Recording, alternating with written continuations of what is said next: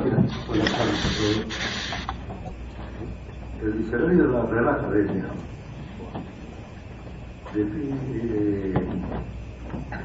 define la palabra maquiavélico como aquel que actúa con audacia, con astucia y con doblez. Yo dudo mucho que esta definición que en el fondo de esas personas pueda aplicársele a Maquiavelo como persona, que para mí podríamos decir que era más bien un tiempo más privadamente, y menos como escritor literario. Como escritor, es decir, como hombre público, hay un acuerdo bastante general en que era probablemente el mejor escritor italiano de su tiempo. Es de lectura fácil, diáfano, claro estilísticamente, y aunque su pensamiento quizá pueda resultar tanto confuso, contradictorio, en todo caso muy complejo, si considera el conjunto de sus elementos. De ahí las innumerables interpretaciones, laudatorias, denigratorias o matizadas, diversas y contradictorias, tanto las moralizantes, las partidistas y las ideológicas como las técnicas. Todas ellas han hecho un mito de la figura de Maquiavelo y del maquiavelismo una categoría. Francisco Javier Conde ofreció una panorámica de las interpretaciones deteniéndose en algunas de las entonces en boga en su libro El saber político en Maquiavelo. El artículo posterior de Isaías Repin, originalidad de Maquiavelo, contiene otro breve catálogo de estas interpretaciones. Entre ellas, entre las recientes, destacan, en mi opinión, la de Pocock en El momento maquiavélico y La sonrisa de Maquiavelo de Mauricio Villoro, centradas ambas en el republicanismo del escritor florentino. El primero, Pocock, le presenta como el teórico del actor político, cuya misión es buscar el equilibrio, puesto que la realidad social, dinámica y cambiante a causa de la libertad, que para Maquiavelo es un dato presupuesto, tiende al desorden. Y el segundo, Mauricio Villoro, como un escritor irónico, desencantado de la supuesta bondad de la condición humana. Es posible, a mi entender, que la mejor interpretación, teniendo en cuenta la naturaleza del poder político, sea la menos conocida de Valerio Marco, Maquiavelo, la escuela del poder, que completada por el libro de Gilles Fren, La esencia de lo político.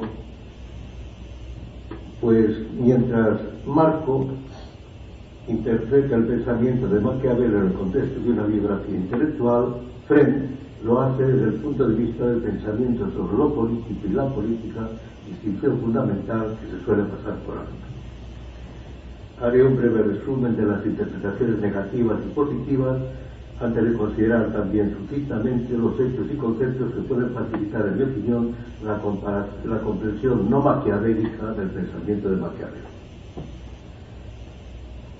El trabajo es más largo, pero me voy a limitar a aceptar fundamentalmente las interpretaciones sobre el pensamiento de Maquiavelo, cómo se debe interpretar a Maquiavelo, y finalmente resumiré mi opinión sobre el pensamiento de Maquiavelo. Entre las sentencias de Maquiavelo debe sumar la fama, sobre todo El Príncipe, escrito que, para entenderlo, es preciso tener en cuenta el discurso sobre la 10ª década de Tito Livio, cuya redacción interrumpió para escribirlo. El Príncipe podría interpretarse como una introducción al discurso. En la generalización de su mala fama tuvo mucho que ver la Reforma Protestante. El papado, a cuyo servicio estaba, por cierto, Maquiavelo cuando le sorprendió la muerte, prosiguiendo la revolución papal de Gregorio VII, alentaba el espíritu laico del Renacimiento, lo que escandalizó a Maquiavelo, porque el pensamiento y la obra de Maquiavelo le eran completamente indiferentes a la Iglesia. Lo que le preocupa a la Iglesia es la herejía y sus inventivas contra la Iglesia, o tal vez más bien contra el papado, como cabeza del Estado Pontificio, o contra el clero, con sus opiniones sobre el cristianismo, no eran heréticas. La actitud de la Iglesia cambió empero por razones defensivas cuando empezó a tomarse muy en serio la Reforma e incluyó entonces el príncipe en el índice de libros primos. Tras la condena definitiva en 1564 por el Condeno de Trento, llegó a acusarse a Maquiavelo de haber preparado la Reforma y de ser ministro de Satán. Precisión puramente metodológica de Maquiavelo, el hombre interior y el hombre exterior, al decir que una persona puede ejercer el poder o ser moral, pero no ambas cosas a la vez, separando así la política de la religión, la metafísica y la moral, construyendo su concepción de la condición humana, eran ciertamente susceptibles de interpretarse como una coincidencia con la separación reformista entre la fe y la razón, entre lo eterno y lo terrenal, y con su concepción de la naturaleza humana como enteramente corrompida, que es la propia de la Reforma. Entonces se pensó, o era lógico pensar, que Maquiavelo podría, si no haber sido un detonante de la Reforma, como decían algunos absurdamente, sí podría influir o contribuir al éxito de la Reforma. Ahora bien, lo esencial de la Reforma, que el escritor florentino interpretaría como una cuestión alemana secundaria, en la medida que tuviese noticia del hecho, ya estaba en marcha cuando se publicaron El Príncipe y el Discurso. Príncipe en 1531 y el Discurso en 1532. Paradójicamente, lo que envenenó la interpretación del pensamiento de Maquiavelo fue la Reforma. Los primeros en abrir el fuego contra el escritor italiano fueron reformistas molestos con el humanismo renacentista y con el papado, movidos también por el ya tradicional afecto antirromano, o dado su rigorismo o puritanismo, conmovidos por lo que decía el propio Maquiavelo. Y efectivamente, la piedra miliar de la reacción crítica contra Maquiavelo la puso el hugonote francés moderado Inocencio Chantilly, con un famoso discurso publicado en 1576 que fue pronto conocido como Antimaquiavelo. Esta voluminosa obra suministró abundante material a todos los bandos que coincidían en el tópico de que el príncipe está escrito por la mano de Satanás. El mismo Chantilly lo había descrito como el Corán de los cristianos franceses y el regaño de los políticos franceses. Cabría decir que en el ambiente de la Reforma y la Contrarreforma, Maquiavelo desempeñó el papel del chivo emisario de René Girard. En fin, a las acusaciones tradicionales se ha unido recientemente, en estos últimos tiempos antipolíticos, la tesis de que Maquiavelo era machista. Roma lo oculta, causa finita, y a algunos podrá parecerles definitivo. Y efectivamente, El Príncipe es efectivamente un libro corrosivo y muy peligroso, como prueba el caso de Federico el Grande de Prusia. Cuando era príncipe heredero, escribió un famoso anti-Maquiavelo, en el que decía: en El Príncipe de Maquiavelo veía yo uno de los libros más peligrosos entre todos los discutidos en el mundo. Sin embargo, cuando fue rey, no solo llamaba a sus súbditos animales estatales, sino que su comportamiento fue ejemplarmente maquiavélico en el peor sentido de esta palabra. En cuanto a las interpretaciones positivas, y generalizando, Maquiavelo apenas ha tenido buena prensa, salvo entre autores alemanes. Herder lo vio como el producto de una época concreta. Jamás fue su intención ofrecer una teoría general de la política. Se limitó a retratar las costumbres y los modos de pensar y hacer propios de su tiempo.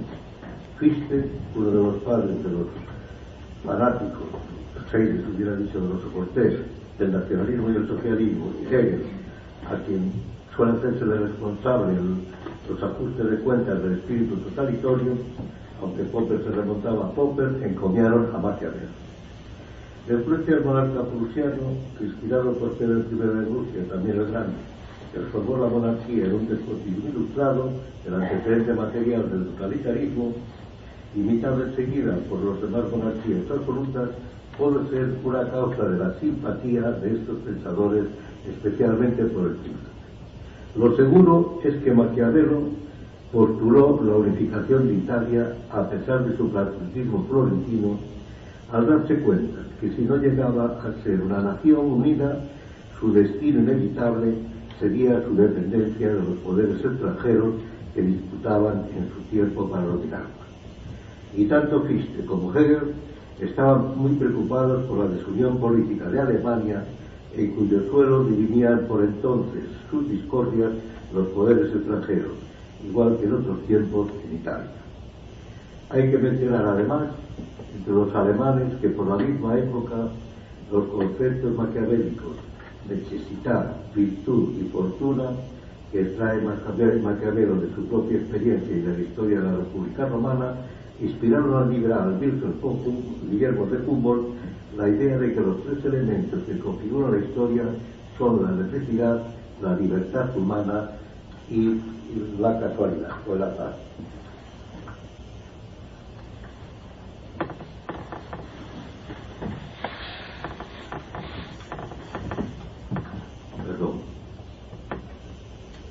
El historiador Goldman en Alemania llegó a publicar más tarde una defensa del maquiavelismo, etcétera, etcétera. Tras la caída del nacionalsocialismo pareció sumarse a Alemania a las interpretaciones negativas. En Italia ya se ha hecho una mención ante sus doctores Barth. Las visiones positivas de Maquiavelo abundaron a partir del Risorgimento. El punto de partida de todas estas reivindicaciones fue pues el capítulo que cierra el Príncipe exhortando a la unidad de Italia. Maquiavelo en la historia del pensamiento político. Las reflexiones de Maquiavelo sobre la política real valen para todos los tiempos en relación con la actividad política. Consideradas abstractamente como consejos, casi todas son moralmente más que discutibles. Y en esto consiste el problema de las interpretaciones de Maquiavelo. Si son consejos cínicos o si son inferencias puramente praxeológicas. Las que han prevalecido a través de la palabra maquiavelismo son las del cinismo, o sea, las negativas. Según esto, el punto de inflexión en la tradición clásica de la política, la de la razón y la naturaleza, en el sentido de Michael Osho, sería ciertamente Maquiavelo. Thor Sternberger lo entendió así, como un pensador cínico en su notable obra Las tres raíces de la política. La raíz del pensamiento político dominante sería la maquiavélica, que en la línea de Gerhard Ritter llama Sternberger significativamente demonológica, en contraste con la clásica o naturalista, que el propio Sternberger llama politológica a partir de Aristóteles y se desarrolla el pensamiento político griego, y en contraste también con la tercera, la escatológica de San Agustín, fundador del pensamiento cristiano sobre la política. Quizá sea más acertado enumerar de otra manera las grandes fases de la ciencia política, que no serían tres sino cinco. En primer lugar, la aristotélica, que no es politológica como dice Sternberger, sino estrictamente política o naturalista, pues la ciencia griega no es idéntica a la moderna. Y además, Aristóteles se diferencia de Platón precisamente por su realismo. En segundo lugar, la política escatológica, como la denomina el propio Sternberger, que enlazando con la griega introduce en ella modificaciones sustanciales al cambiar la visión del orden. En tercer lugar, la del realismo político, cuyo iniciador moderno sería Maquiavelo. En cuarto lugar, la constructivista jovechiana, que instituye la política como cratología. En quinto lugar, la politológica propiamente dicha, cuyo fundador podría ser muy merecidamente Augusto Comte, quien redujo la política a la sociología. Esta última usurparía, por cierto, el lugar de la nueva ciencia de la política que quería Tocqueville para el Estado social democrático dentro de la tradición clásica, formada por las tradiciones aristotélica, escatológica y, como lo tienen hoy los realistas políticos, la maquiavélica. Por otra parte, si las dos tradiciones principales de la política son, según Michael Owen, la de la razón y la naturaleza y la de la voluntad y el artificio, a tenor de los conceptos metapolíticos de cada una, Maquiavelo pertenecería a la primera, a la de la razón y la naturaleza, por su énfasis en la política natural, en la libertad, la fortuna como equivalente a providencia o el azar, etc. Es decir, por un lado, Maquiavelo deja mucho espacio a la libertad al introducir la arbitrariedad, con su alusión a la fortuna que dice que de ella depende el 50% de los actos humanos, incluyendo en esa dinámica el dinamismo propio de la virtud maquiavélica. Y por otro, Maquiavelo se opone al artificialismo o constructivismo y al deseo de la tradición de la voluntad y el artificio de controlar la libertad político-colectiva y la fortuna, la providencia o el azar, mediante el poder de la ciencia, sustituyéndolo por el destino, hasta desembocar en una escatología puramente terrenal cuyo centro es el mito del hombre nuevo. Esto contradice la corriente interpretativa según la cual habría sido Maquiavelo el primer pensador político que perdió la conciencia de la realidad, de la relatividad de los conceptos políticos, abriendo paso al abandono de la condición práctica de la política y su sustitución por la visión teórica, que empezó a prevalecer desde el giro metafísico, como dice I.C. Bessaka de Thomas Hobbes. ¿Cuáles podrían ser las condiciones de la interpretación objetiva de Maquiavelo? A mi entender, para identificar el maquiavelismo y aproximarse objetivamente a Maquiavelo, hay que tener en cuenta principalmente dos cosas: la novedad de los escritos políticos de Maquiavelo, en especial el título, y la fecha en que comienzan las interpretaciones. En primer lugar, la novedad de los escritos políticos de Maquiavelo. Toda corrección política descansa en la visión concreta de la condición humana que determina la lógica de su retórica, puesto que el ámbito de la política es el de la opinión. De ahí que la única verdad política sea la libertad política o colectiva. Y la corrección vigente antes de Maquiavelo era la cristiana del hombre como un ser bueno, igual que todo lo creado, pero susceptible de inclinarse al mal en tanto ser libre a causa del pecado original. La gran novedad o escándalo del príncipe en este aspecto descansa en que su antropología, apartándose de la concepción escatológica, aunque vuelve en cierto modo a la aristotélica naturalista, desorganizaba la retórica política vigente. Suele quitarse al respecto, se acaba de hacer brevemente, la famosa frase de Maquiavelo: de los hombres puede decirse generalmente esto, que son ingratos, volubles, simuladores y disimuladores, que huyen de los peligros, que son codiciosos de ganancia. La frase continúa: y mientras se les hace el bien, todos son tuyos. Te ofrecen la sangre, el vestido, la vida, los hijos, cuando se necesita y cuando se necesita. Pero cuando cambian, se revuelven.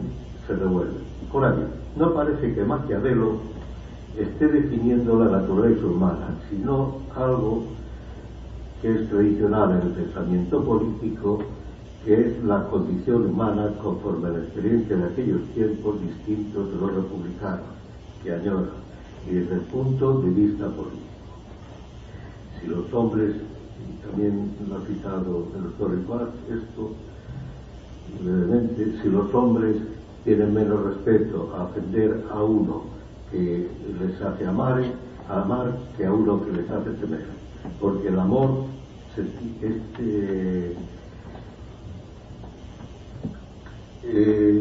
porque el amor se atiene a un temor de penas, de castigo, que no le abandona más. Maquiavelo, interesado sobre todo en el movimiento, en la acción, exponía así su visión del hombre político como una corrección fraseológica acorde con su experiencia y apoyada en su conocimiento de la historia, cuyo modelo empírico era para él la historia del hombre. Su homo politicus, el príncipe, es el presupuesto de la fraseología política maquiavélica, pues la visión egoísta del ser humano como buscador exclusivo de su propio bien es la correcta desde el punto de vista del análisis político. La gran aportación de Maquiavelo en este punto fue, pues, la tipología del homo politicus en unas circunstancias que la hacían fácilmente comprensible, lo mismo que la revolución económica sugirió más tarde la tipología del homo economicus, por ejemplo. El problema es que el protestantismo radicaliza la importancia de la gracia, no desde el punto de vista de la condición humana, sino desde el de la naturaleza humana, que considera absolutamente corrompida. De ahí que el protestante Hobbes institucionalizase políticamente la concepción antropológica de Maquiavelo de un modo que, más que un supuesto metodológico, parecía un dato ontológico. Maquiavelo, hombre culto según las pautas del humanismo, no era propiamente un pensador político en el sentido tradicional de un filósofo o un jurista. Saberes regidos entonces por la teología como el saber supremo. Lo que le interesaba era la acción, en orden a la cual sacaría sus conclusiones. Como servidor, que no es lo mismo que un burócrata o un funcionario, conceptos muy distintos que hablan de la mentalidad, como servidor de la señoría, más bien de los señores, desempeñó un cargo equivalente al de ministro de Asuntos Exteriores, parecido, no es tan Cuba. Eso le permitió desempeñar importantes misiones en Francia, Alemania, la propia Italia, ampliando su experiencia de la vacilla de la política entre bastidores, la de los pasillos del poder, que muchas veces es la decisiva, que era donde se preparaban y se siguen preparando las acciones que deciden el curso de la historia de los pueblos. Y esta experiencia, aspecto en el que existía Valerio Marcu, no era distinta a la florentina. Sus viajes le permitieron profundizar además en su comprensión de la importancia de la política exterior, que condiciona la interior si es que no la determina. Que la condicione o la determine depende de la potencia, puissance, decía Bodino, o sea, el conjunto de los medios y recursos disponibles. En fin, el puesto de Maquiavelo en la señoría le permitió estar al tanto de lo que pasaba en el resto de Europa, donde comprobó que, salvando el tamaño de las nuevas monarquías estatales y las circunstancias concretas, las ciertas formas dictatoriales de gobierno, en las que era decisiva la figura de los actores políticos, coincidía con lo que pasaba en Italia. En segundo lugar, teniendo en cuenta cuando comienzan las críticas a Maquiavelo, para abordar objetivamente su pensamiento, creo que sería prudente atenerse a lo que decía Gonzalo Fernández de la Mora en su opúsculo Maquiavelo visto por los tratadistas políticos españoles de la Contrarreforma. La fama, decía Fernández de la Mora, inmortalizó a Maquiavelo, pero fue al precio de otorgar a su obra una investidura mítica. Diabólicos para unos, sagrados para otros, los libros de Maquiavelo empezaron a interpretarse a finales del siglo XVI. Y entonces se abrió una polémica ya crónica en la historia del pensamiento occidental y que dura aún con los interrogantes siempre. Las circunstancias eran efectivamente muy diferentes a las del tiempo de Maquiavelo. Mencionaré las que son seguramente las tres principales, cuyas consecuencias son evidentes, o eran ya evidentes cuando comienza la crítica de Maquiavelo, que recuerdo es paralela a la condena de Maquiavelo a causa de la reforma, no por lo que escribe Maquiavelo, sino a causa de la reforma. La primera, la subterraneación del mundo y el descubrimiento de América, que cambiaron la imagen del mundo y dieron comienzo a la Weltpolitik, a la política mundial, y comienzo también a un nuevo nomos de la Tierra.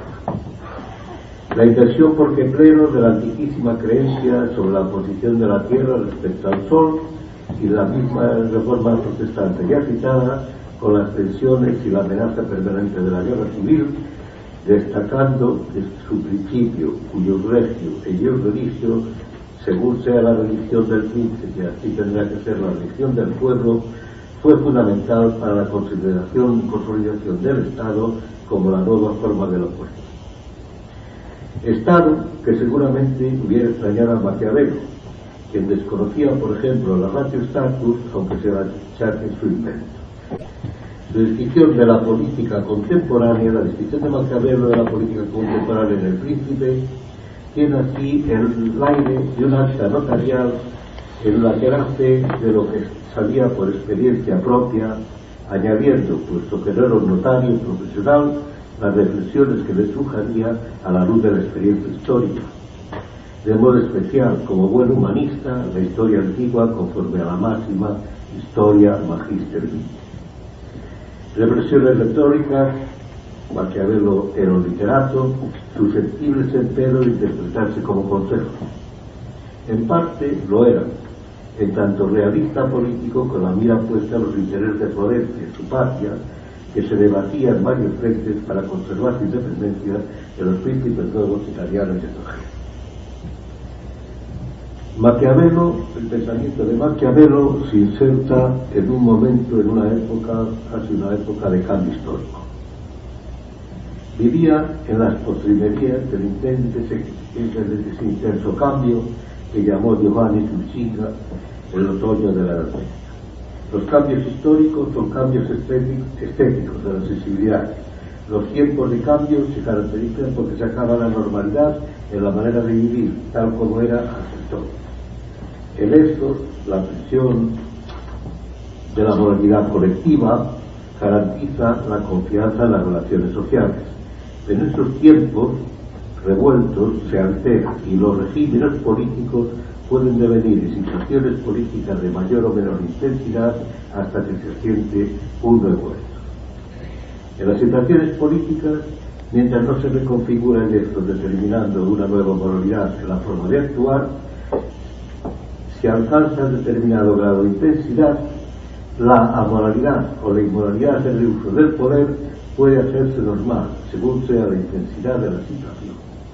Si es suficientemente elevada, el poder político empieza a marchar por sí solo, sin ninguna atadura, y contagiando a todos los demás, tiende a disolver el hecho. Y ahí el vívere corrupto, típico de las épocas de cambio de sensibilidad, con el que se encuentra Maquiavelo. El Príncipe, la obra que inspiró el maquiavelismo, refleja esa disolución del organismo medieval y la eclosión del individualismo, un hecho nuevo en el que se apoyó Hobbes más tarde, pero con otro sentido para construir los mitos del Estado y la sociedad. Las situaciones políticas se caracterizan por la inseguridad presente, la incertidumbre ante el porvenir, y lo que le fascinaba a Maquiavelo era el viejo tema de la política clásica de la frustración de los regímenes, que comienzan siempre como situaciones nuevas. Lo que había en la misma Florencia a la que servía se parecía quizá más a una situación política que a un régimen. Al descomponerse la Edad Media, se estaba produciendo en efecto una rápida concentración del poder en manos de príncipes dictadores sin escrúpulos, contraria a las costumbres y usos medievales. En ese otoño, reyes o antiguos señores feudales se convertían en individualistas príncipes nuevos, desligados de los lazos orgánicos que los unían al pueblo. El arte de concentrar el poder político tuvo mucho que ver que al decaer el imperio, reyes y señores le invitasen como imperadores in regno suo, emperadores en su reino, y la organización así como la organización del papado, que como forma política era ya prácticamente estatal a principios del siglo XIV. De hecho, en el siglo XIII se empleaba ya la palabra status en un sentido muy parecido al moderno para referirse al papado. que como poder político apenas se distinguía de la Iglesia al ser la misma su cabeza. La estatalidad, cada vez más fortalecida, empezaba a ser una figura relativamente autónoma a consecuencia de la concentración y aumento del poder político, el poder ejecutivo, aunque a la verdad solo llegó a ser autárquico cuando las naciones sustituyeron a los reyes en la titular de la soberanía. El poder ejecutivo de los reyes progresó en todas partes, principalmente en Inglaterra, Francia y Castilla, aquí debido a las específicas condiciones de la Reconquista.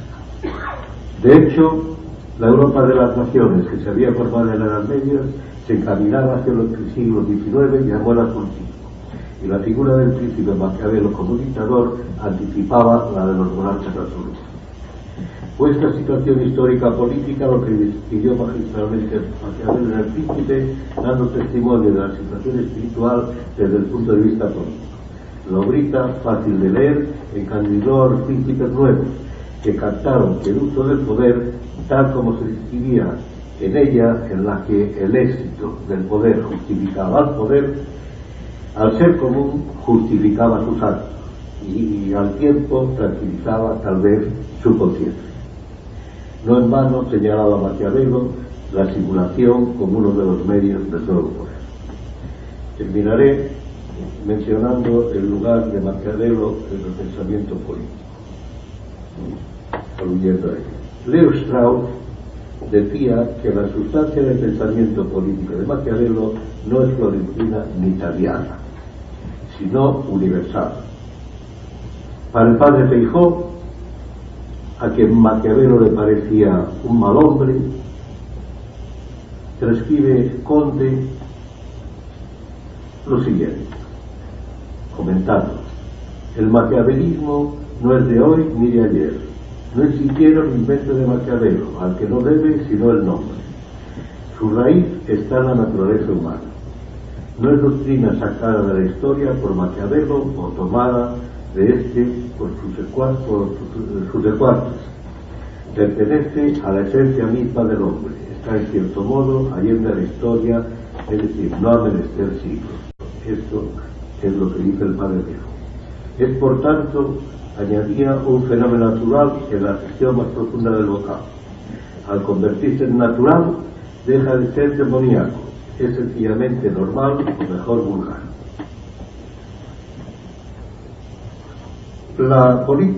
Ese juicio de Maquiavelo, del padre Feijóo, creo que justifica lo que voy a decir para concluir. La política de Maquiavelo, como un saber fundado en la experiencia, se inserta en la tradición de la filosofía práctica. En este sentido, ni pretendió ser un innovador ni lo fue de hecho, aunque consciente de la realidad que le circundaba en su tiempo, dijera cosas extraordinarias a la mentalidad de la época en la que tardarían en penetrar las consecuencias del gran cambio histórico. Dejando aparte los comentaristas que ejercen la crítica objetiva, la mayoría de sus contradictores son por fidelidad a la vieja concepción del orden y de la unidad del hombre exterior y el hombre exterior, cuya cultura achacan a Maquiavelo, quien no pretendió tal cosa, o bien son moralistas influidos por la cultura protestante de la maldad intrínseca del poder, o se mueven a medias entre la vieja y la nueva política, o aceptan la nueva ciencia política como una parte de la filosofía teorética, o bien desconocen la experiencia y lo que son los pasillos del poder. Maquiavelo no es Maquiavelo. Su maquiavelismo es la de un realista político. La política era para él el arte de conservar el equilibrio del orden político, que como reflejo del orden social es alterado continuamente por las pasiones que mueven la libertad. Muchas gracias.